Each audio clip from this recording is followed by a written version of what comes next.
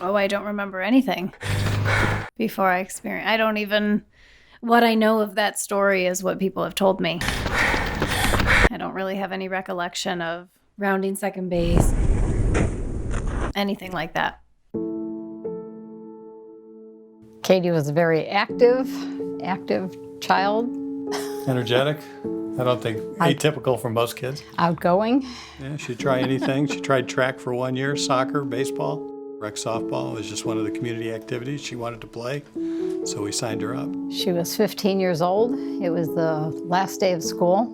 I remember telling her when she went up that if she hit the ball a certain spot, she could probably run forever.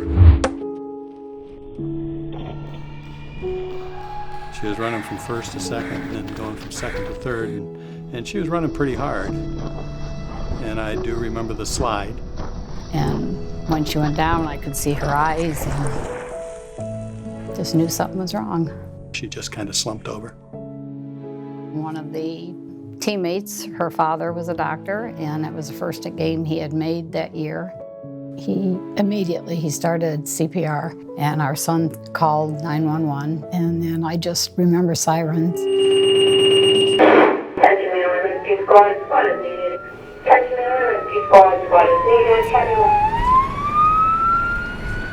We were there within a minute. She was pulseless originally when we got there.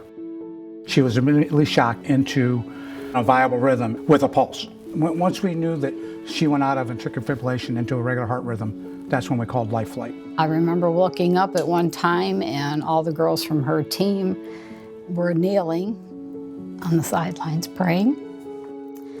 And that was kind of like, and the next thing I know, the helicopter was there, and it just went very quickly. I don't have any recollection of any of it. I don't have any real memories of even before the incident. I don't remember being in the ICU at all. They spent a lot of time doing all the cardiac tests because they couldn't really find anything else wrong with my heart. At that point, they decided to put a defibrillator in, mainly as an insurance policy for me, that if it ever happened again, I would have something there to protect me. And luckily they did, because a year later, I went into cardiac arrest again playing softball, and my defibrillator shocked me. After further testing, we have been diagnosed with CPVT. It's catecholaminergic polymorphic ventricular tachycardia. CPVT is an arrhythmia that you have with intense physical exertion or emotional distress that can be triggered by those things. Everybody in my family had the genetic test done. So my dad has it, my one brother has it, my brother's two daughters, myself, and my son. I think that when Connor was diagnosed, I think that's when my whole thought process changed from worrying about me as to worrying about him. Connor's a very active child. He's kind of just like his mother was.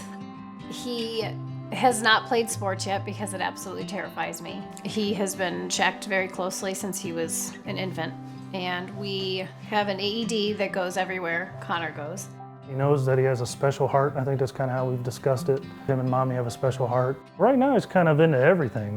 We play t-ball outside. As a former baseball player and coach, obviously I'd love for him to play baseball. But as of right now, as a dad, I just want to see him happy.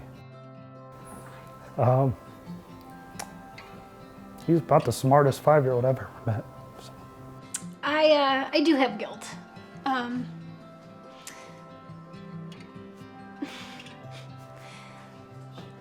Just passing this on to a child it's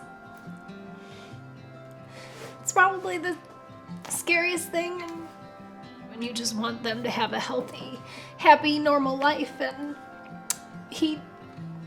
I'm hoping he can experience that.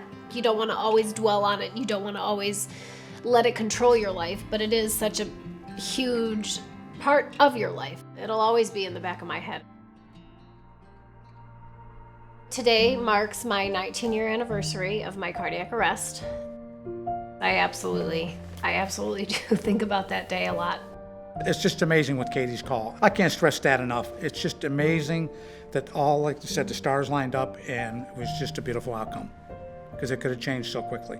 Any other field that they would have been playing at, we wouldn't be having this conversation because we were at the closest field to the fire station. And she was really within 3 minutes of being gone. I'm forever grateful to all of the paramedics that worked on me that day. And I'm grateful to the American Heart Association for all that they have done to help with medical research. And I just think that you don't know when it will affect you. You don't know when you need that research. And everybody knows somebody who's had a heart attack or stroke or cardiac arrest or some kind of heart problem.